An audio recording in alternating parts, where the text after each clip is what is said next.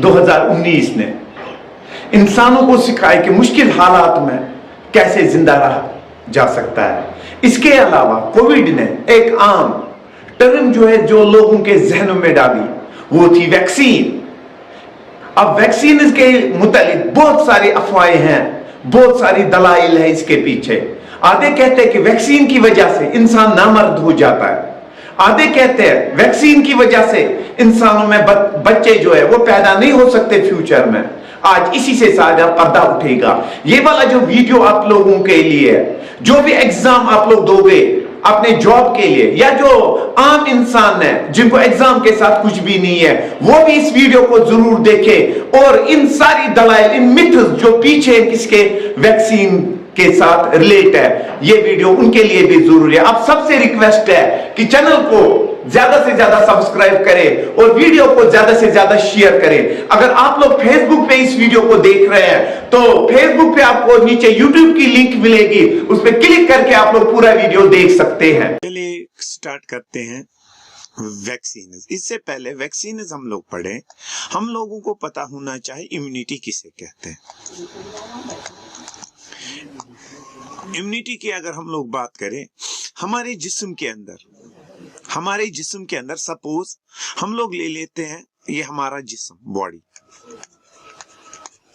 Body के अंदर कोई ऑर्गेनिज्म चला जाना, कोई भी ऑर्गेनिज्म जो बॉडी के अंदर चला जाए जिसकी हमें जरूरत नहीं होती है, उसको हम लोग कहते हैं पैथोजन, और हम लोग उसको कहते हैं एंटीजन।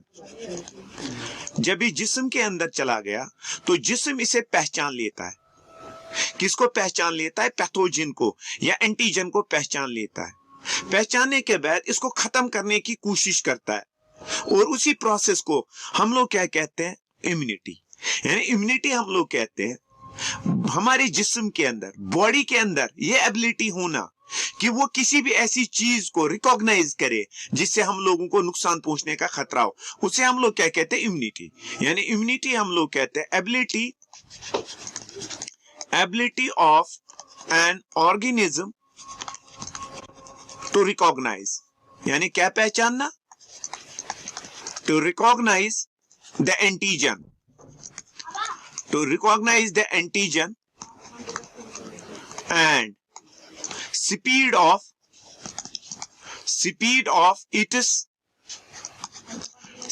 of its destruction। यानी जिस्म के अंदर कोई ऐसी चीज चला जाना जो हम लोगों के लिए नुकसानदेह हो, और जिस्म इसको फिर रोकने की कोशिश करे, इसको खत्म करने की कोशिश करे, उसको प्रोसेस को हम लोग क्या कहते हैं? यहाँ पे इम्यूनिटी। यानी इम्यूनिटी की अगर हम लोग बात करें, ये हमें बीमारियों से बचाती है। अब इम्यूनिटी की अगर बात करें, इसके दो टाइप्स हैं। पहले वाला है इनेट, और जिसे इनबॉर्न हम लोग कहते हैं, यानी मां के जिस्म से ही बीमारियों के खिलाफ लड़ने की ताकत जो एक बच्चे में पैदा होती हो, यानी मां के जिस्म से उसे बीमारियों के खिलाफ लड़ने की ताकत होती है, उसे कहते हैं इनेट और इनबॉर्न। फॉर एग्जांपल डिस्टेंपर एक डिजीज है। उसके बाद दूसरी जो डिजीज हम लोग ले ले, दूसरी जो इम्यूनिटी हम लोग ले लेते हैं, जिसे हम लोग कहते हैं एक्यूर्ड इम्यूनिटी। अब ये एक्यूर्ड इम्यूनिटी किसको कहते हैं? अगर कोई भी पैथोजन हमारे जिस्म के अंदर चला जाए, वायरस हो, बैक्टीरिया हो, प्रोटिस्टा हो, उसके बाद हम लोगों की बीमारी जो है, यानी हम लोगों का जो जिस्म है, सपोज ये एक बॉडी है, बॉडी के अंदर सपोज बैक्टीरिया चला गया जिसकी हमें जरूरत ना हो, उसके बाद हमारे जिस्म के अंदर इस बैक्टीरिया के खिलाफ लड़ने की ताकत जो है वो इंक्रीज हो जाए, इसे हम लोग कहते हैं एक्यूर्ड इम्यूनिटी। क्या कहते हैं? एक्यूर्ड इम्यूनिटी। और इसे हम लोग दूसरा नाम कहते हैं एडाप्टिव इम्यूनिटी। यानी जब एक बच्चा पैदा होता है, पैदा होने के बाद उसमें बीमारियों के खिलाफ जो लड़ने की ताकत आ जाती है, उसे हम लोग एक्यूर्ड और एडाप्टिव इम्यूनिटी कहते हैं। इसके भी अब दो टाइप्स हैं, जिसको हम लोग कहते हैं एक्टिव इम्यूनिटी। अब देखिएगा एक्टिव इम्यूनिटी में क्या होता है। एक्टिव इम्यूनिटी में क्या होता है? सपोज लेट अस टेक, अगर हम लोग ले लेते हैं इन्फ्लुएंजा वायरस, अगर ये जिस्म के अंदर दाखिल हुआ, कौन दाखिल हुआ?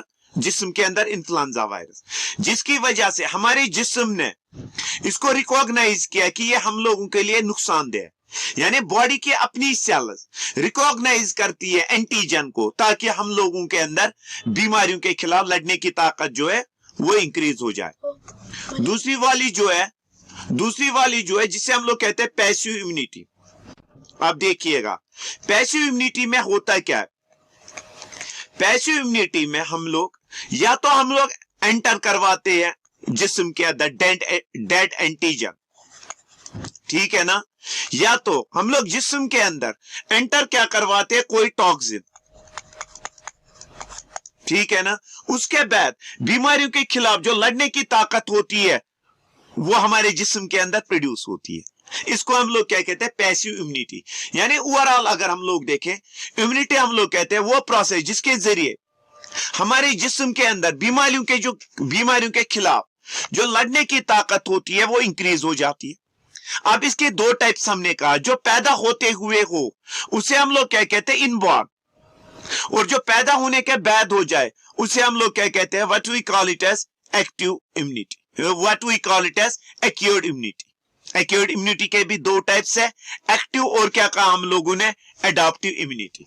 अब यहां पे देखिएगा, मैं आप लोगों को इससे पहले के आगे ले जाऊं, हमारे पास mechanism of immunity, mechanism of immunity, यानी हम लोगों के जिस्म के अंदर ये बीमारियों के खिलाफ ये जो लड़ने की ताकत है कैसे इंक्रीज होती है। इसके लिए हमारे जिस्म में इन्वॉल्व होती है सेल्स जिनको हम लोग कहते हैं लिम्फोसाइट्स। लिम्फोसाइट्स टू टाइप्स की है, बी सेल और टी सेल। तवज्जो रखिएगा, क्या क्या है, बी सेल और टी सेल। अब मान ले ये हमारे जिस्म के अंदर एक बी सेल है, अब इसके साथ बी सेल के साथ अगर यहां पे टच किया, तवज्जो रखिएगा, यहां पे अगर इसके साथ टच किया एंटीजन ने, एंटीजन क्या है यहां पे, ये हो सकता है वायरस, ये हो सकता है बैक्टीरिया एटसेट्रा। जब इसने इसके साथ टच किया, टच करने के साथ ही आप लोग देखें ये जो सेल है it get is divided into two cells, नई दो सेल्स बनते हैं, एक जिसको हम लोग कहते हैं मेमोरी बी सेल, क्या कहते हैं, मेमोरी बी सेल। दूसरी वाली को क्या कहते हैं हम लोग, plasma B cell, plasma B cell. अब अगर इस मेमोरी बी सेल या प्लाज्मा बी सेल की हम लोग बात करें तो तवज्जो रखिएगा, यहां पे क्या होता है, ये जो प्लाज्मा बी सेल है हम लोगों की, ये करती क्या है, प्लाज्मा बी सेल। तो यहां पे चलते हैं इस प्लाज्मा बी सेल के ओर। देखिएगा ये जो प्लाज्मा बी सेल हमारे पास है, ये क्या प्रोटीन बनाना स्टार्ट करती है। उन प्रोटीन को क्या कहते हैं, एंटीबॉडीज।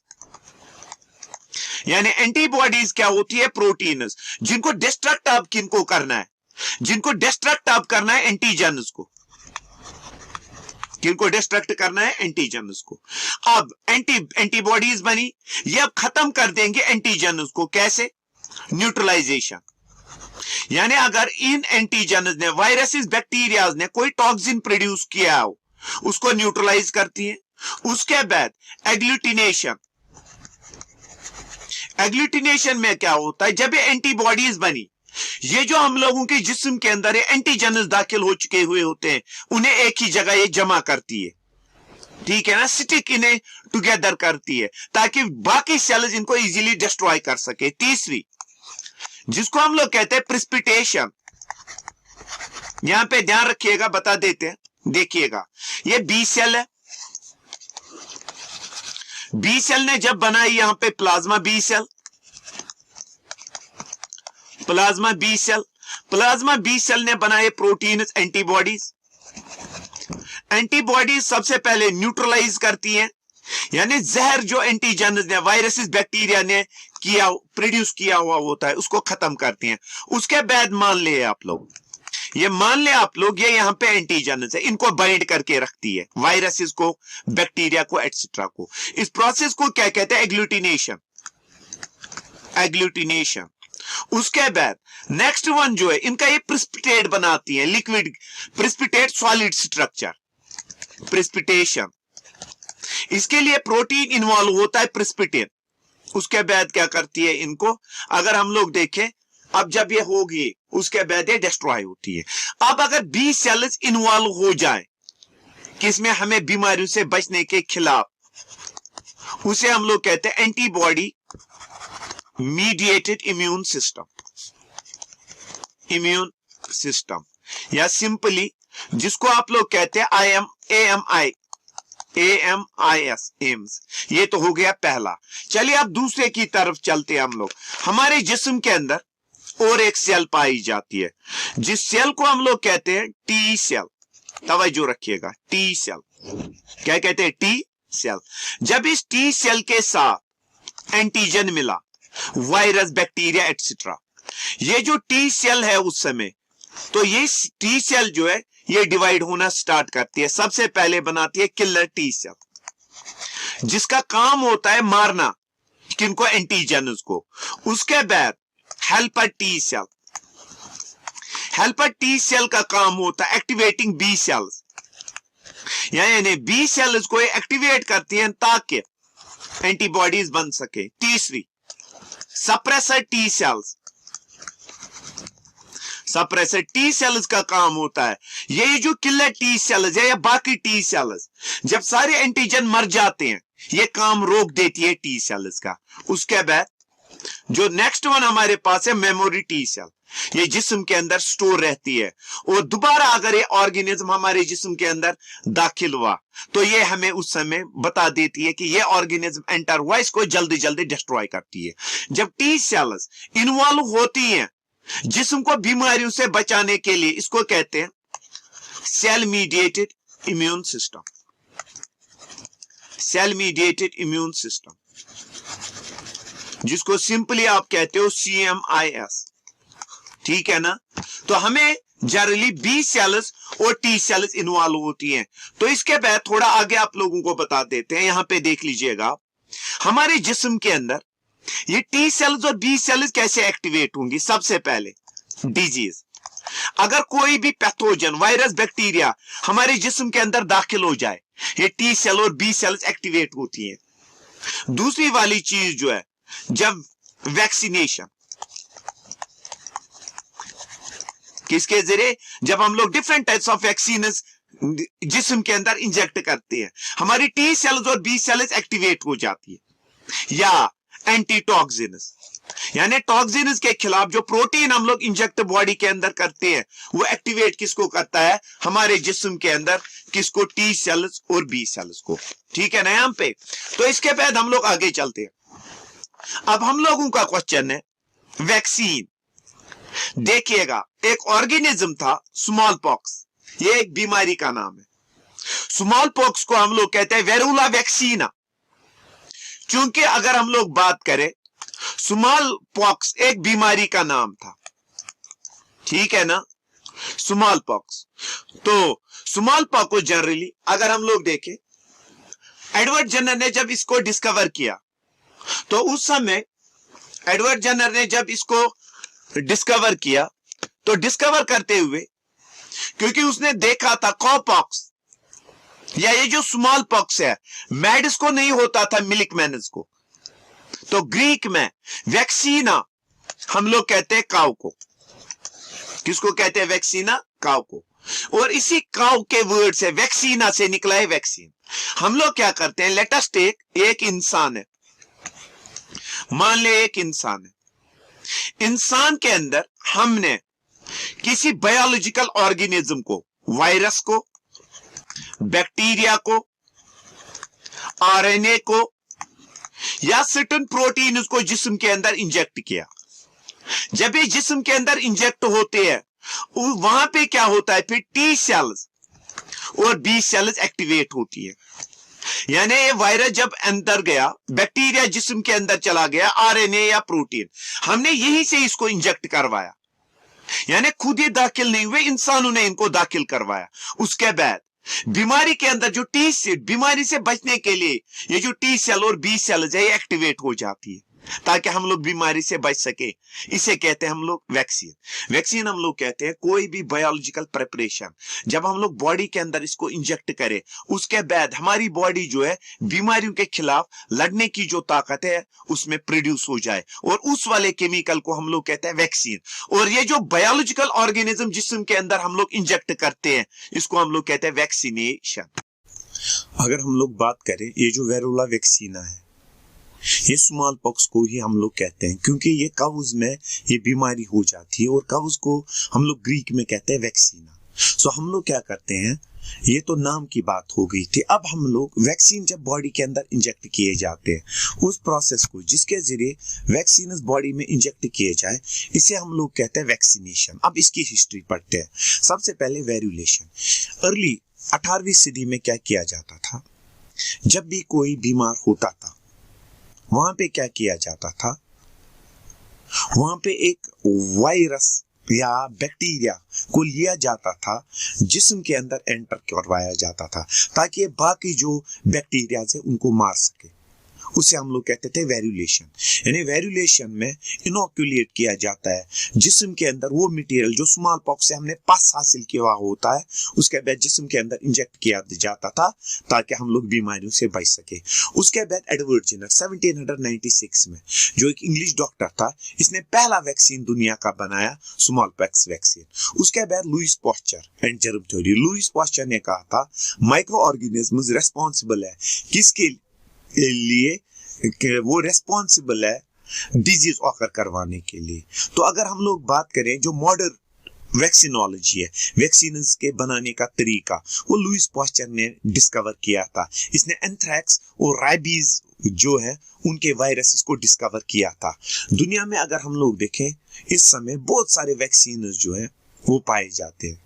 तो दुनिया में सबसे पहला वैक्सीन स्मॉल पॉक्स के अंदर लिए बनाया गया 1798 में। राबीज जो कुत्ते के काटने की वजह से बीमारी हो जाती है 1885 में। इसी तरह टाइफाइड के लिए वैक्सीन 1896, कोलेरा के लिए वैक्सीन 1896। इसी तरह बाकी डिजीज के लिए भी वैक्सीन डिस्कवर किए गए। हेपेटाइटिस बी के लिए 1981, हीमोफाइलस इन्फ्लुएंजा के लिए 1985 में। इसी तरह अगर हम लोग देखें 2020 में कोरोना के लिए भी जो है वैक्सीन जो है वो डिस्कवर हुआ था। अब हम लोग पढ़ते हैं यहाँ पे वैक्सीन के टाइप्स। एटेन्यूएटेड हम लोग कहते हैं जब एक लाइव एंटीजन और वीकनेड एंटीजन हम लोग यहाँ पे कह सकते हैं, हम लोग किसी वायरस को, किसी बैक्टीरिया को अगर उसको जिस्म के अंदर दाखिल किया जाए ताकि टी सेल्स और बी सेल्स एक्टिवेट हो जाए। जब टी सेल्स और बी सेल्स एक्टिवेट हो जाएंगी तो उसके बाद अगर हम लोग देखें हमारे जिस्म के अंदर बीमारियों के खिलाफ लड़ने की जो ताकत है वो प्रोड्यूस होती है। अब जब ये दोबारा देखिएगा, हमने ये बॉडी एक है, आपने इंजेक्ट किया एंटीजन यानी कोई वायरस, अब एक्टिवेट कौन हुई, टी सेल और बी सेल। अब अगर और कोई जानबूझ के अब कोई एंटीजन जिस्म के अंदर दाखिल हुआ तो उसको ये टी सेल्स और बी सेल्स मार देती है। जैसे मीजल्स, मम्प्स, रूबेला, MMR, इनके लिए हम लोग इस measles virus, mumps virus, rubella virus, weakened virus हम लोग जिस्म के अंदर इंजेक्ट करते हैं ताकि हम लोग जो है इस बीमारी से बच सके। टीबी के लिए बैसिलस कैलमेट ग्यूरिन वैक्सीन जो है, टीबी के वीकनेड बैक्टीरिया जो है इनको जिस्म के अंदर दाखिल किया जाता है ताकि टीबी उससे हम लोग निजात मिल सके। इसी तरह वैक्सीला वैक्सीन में चिकन पॉक्स और स्मॉल पॉक्स के जो वायरसेस है जिस्म के अंदर दाखिल किए जाते हैं ताकि टी सेल्स और बी सेल्स जो है वो एक्टिवेट हो जाए। उसके बाद है हमारे पास इनएक्टिवेटेड वैक्सीन्स। इनएक्टिवेटेड वैक्सीन्स में क्या किया जाता है, ध्यान रखिएगा, जो वायरस है इनको अब मारा जाता है outside the body by means of heat. उसके बाद जिस्म के अंदर दाखिल किया जाता है ताकि टी सेल्स और बी सेल्स तैयार रहे किसके लिए, लाइव वायरस के लिए हासिल। यानी यहाँ पे आपने डेड वायरस एंटर करवाया, से डेड वायरस। इसने किन को एक्टिवेट करवाया, टी और बी सेल्स को। जब ये टी और बी सेल्स एक्टिवेट हुई, अब अगर इसी जिस्म के अंदर यही लाइव वायरस एंटर हुआ तो टी सेल्स और बी सेल्स को पहले से ही पता चलेगा ये हमारे दुश्मन था, क्योंकि उसको वैक्सीन ने बताया था वो इसको पहले ही मार देंगे। इसके लिए हमारे पास है polio vaccine, राबीज vaccine, typhoid vaccine, hepatitis A vaccine. यहाँ पे क्या किया जाता है, ये जो वैक्सीन है इनके बैक्टीरिया या इनके जो वायरसेस है उन्हें मारा जाता है हीट के जरिए। उसके बाद जिस्म के अंदर एंटर करवाया जाता है ताकि टी सेल्स और बी सेल्स जो है वो एक्टिवेट हो जाए। उसके बाद हम लोग ले लेते हैं और एक सब यूनिट वैक्सीन्स। और सब यूनिट वैक्सीन्स हम लोग क्या कहते हैं, यहाँ पे कोई वायरस, कोई बैक्टीरिया डायरेक्टली एंटर नहीं करवाया जाता है बॉडी के अंदर, बल्कि उस वायरस का, यानी यहाँ पे लेटेस्ट एक अगर हम लोग देखें हमारे पास एक बैक्टीरिया, जो डिजीज करवाता है। हम लोग क्या करते हैं, ये ह्यूमन है, इस बैक्टीरिया का हम लोग क्या ले लेते हैं, प्रोटीन, या इस बैक्टीरिया का हम लोग क्या ले लेते हैं, वैक्सीन। उसके बाद इसको बॉडी के अंदर इंजेक्ट किया जाता है ताकि टी सेल्स और बी सेल्स जो है वो एक्टिवेट हो जाए। इन्हें हम लोग कहते हैं सब यूनिट वैक्सीन। उसके बाद है mRNA वैक्सीन। देखिएगा, चूंकि आप सबको पता है RNA जो हमें प्रोटीन बनने में मदद करता है, ये एक हमारे पास है मैक्रोमोलेक्यूल। इसके दो टाइप्स है, एक तीन टाइप्स, mRNA, तीसरा है tRNA। ये तीनों के तीनों हमें प्रोटीन बनने में मदद देते हैं। लेकिन ये जो mRNA सबसे ज्यादा इंपॉर्टेंट जो है, जो मदद हमें करता है प्रोटीन बनने में, वो है mRNA, क्योंकि इसके पास इंफॉर्मेशन होती है प्रोटीन कैसे बनाया जाता है। अब ये किसी ऑर्गेनिज्म का mRNA लिया जाता है, तो जब इसको बॉडी के अंदर इंजेक्ट किया जाता है, तो बॉडी के अंदर इंजेक्ट करने के बाद ये हमारे इम्यून सिस्टम को कहता है कि कौन सा प्रोटीन बनाना है किस डिजीज के लिए। यानी mRNA किसी ऑर्गेनिज्म का बॉडी के अंदर इंजेक्ट किया जाता है और टी सेल्स और बी सेल्स जो है वो एक्टिवेट हो जाती है, जिसकी वजह से हम लोग बीमारियों से हमें फिर निजात मिल सकती है। उसके बाद है टॉक्साइड वैक्सीन। टॉक्साइड वैक्सीन हम लोग उन वैक्सीन को कहते हैं जो हमें बचाती है डिफरेंट डिजीज से, जिनको टॉक्सिन्स जो बैक्टीरिया ने प्रोड्यूस किए हुए होते हैं, ठीक है ना, उन्हें हम लोग कहते हैं टॉक्साइड वैक्सीन। यहाँ पे क्या किया जाता है, जिस्म के अंदर इनएक्टिवेटेड टॉक्सिन, यानी लेट अस टेक टॉक्सिन जो है इटसेल्फ होता है प्रोटीन, इसे हमने जिस्म से पहले, जिस्म से बाहर इंसान के डीएक्टिवेट किया हुआ होता है टॉक्सिन को। उसके बाद जिस्म के अंदर इंजेक्ट किया जाता है। इंजेक्ट करने के बाद ये हमारे इम्यून सिस्टम को एक्टिवेट करती है। जैसे हम लोग ले लेते हैं ATS, एंटी टेटनस सिरप, ठीक है ना, ये एंटीटॉक्साइड है, इसको जिस्म के अंदर दाखिल किया जाता है।